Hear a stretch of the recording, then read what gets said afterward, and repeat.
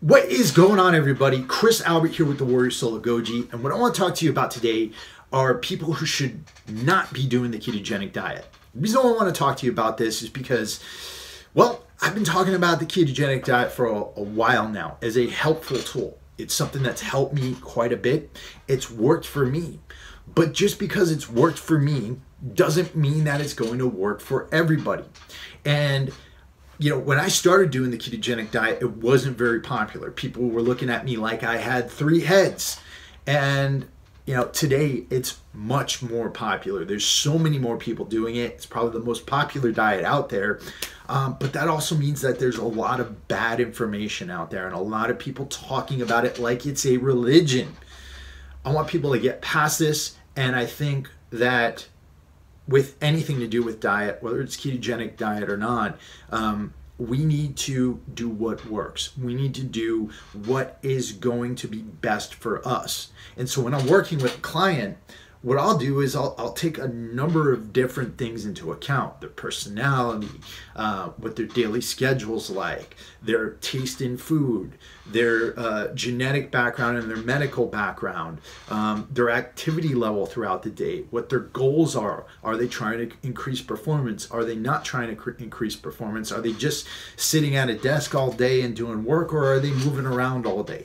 All of these things are things that I am taking into account when I'm working with somebody. And I think people are losing that.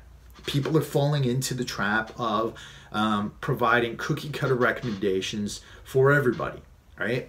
So my point today is, who should not be doing a ketogenic diet? So number one, and this is an extremely important thing to consider, and this goes beyond all the other things I just mentioned, is can you do it consistently, right? So let me explain what that means. Most diets work. If you put somebody into a caloric deficit, they're going to lose weight for the most part, right? There are certain hormonal conditions out there that could prevent that.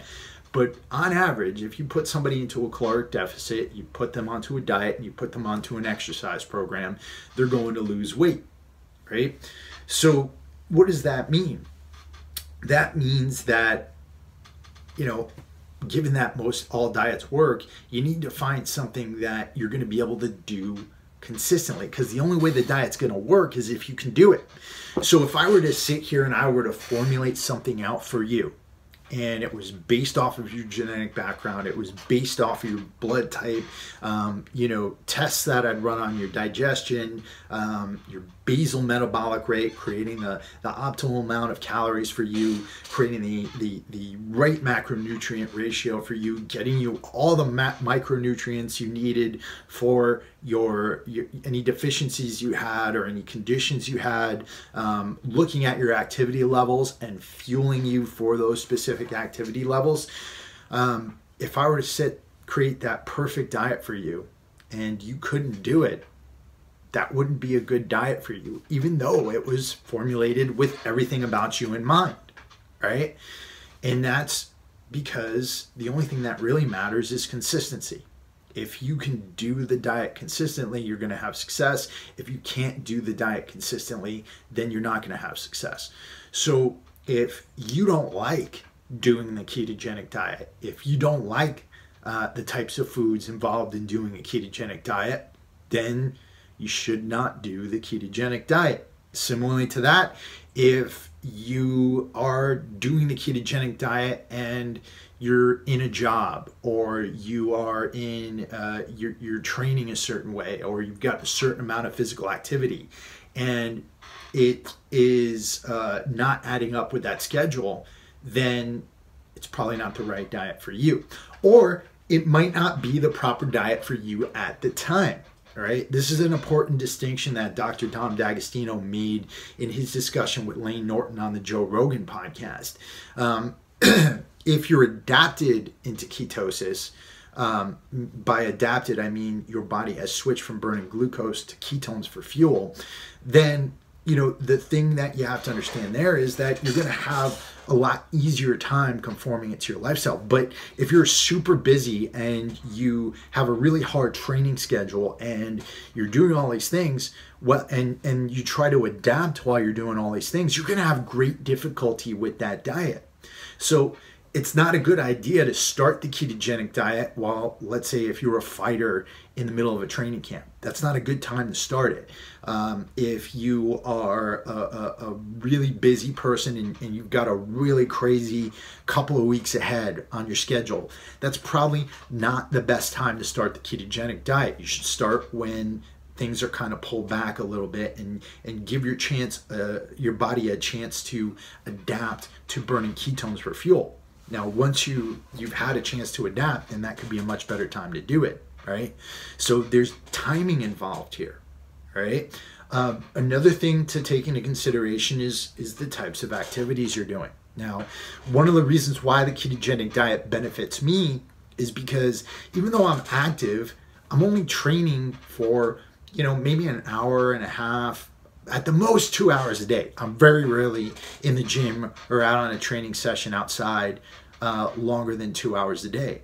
But it benefits me because most of the work I'm doing, I'm sitting here at my desk. I am doing a lot of clerical work here because I'm running business. I'm not moving around all the time.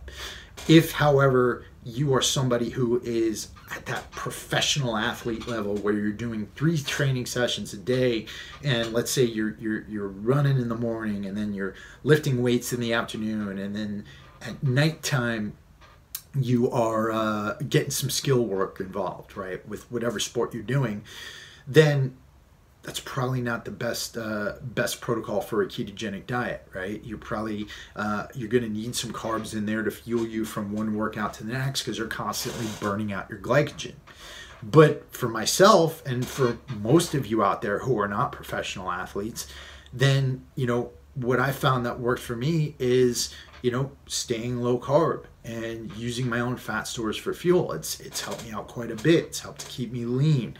It's helped me to through periods of time where I can't eat all the time. I don't have the time to eat all the time because I'm an entrepreneur, and it's helped me to maintain my muscle mass even though I haven't been able to always keep up with the amount of food I need to put into my body. So that's a good application for me for the ketogenic diet. And when I am trying to build muscle, one of the things that I figured out back when I was a bodybuilder was that if I targeted my carbohydrates around my workouts, then that led to a lot easier of a time putting on muscle mass, right? Even more so than when I was bulking throughout the day, because if I targeted my carbohydrates around my workouts, then I wasn't adding all that body fat that I would back in the day when I was bulking and trying to consume all these carbohydrates all day long.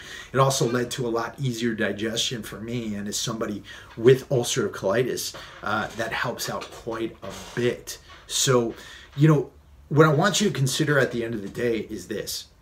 There are definitely some people who shouldn't be doing the ketogenic diet.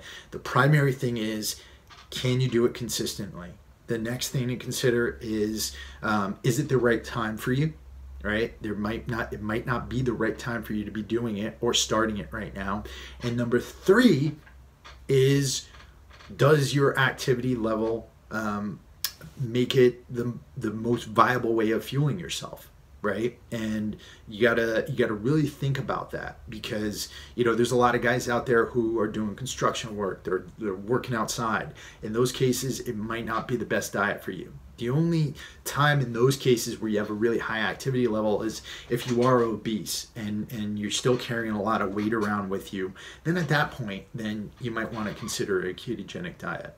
And again, this is not me saying that the ketogenic diet is not helpful. There's a lot of really helpful ways to do it, but we need to be honest about who it's going to work for and who it's not going to work for.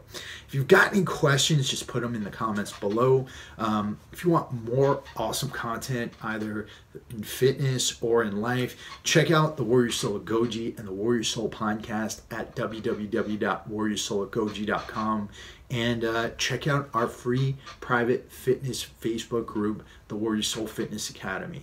All right, talk to you guys soon. Thank you so much for listening. Peace.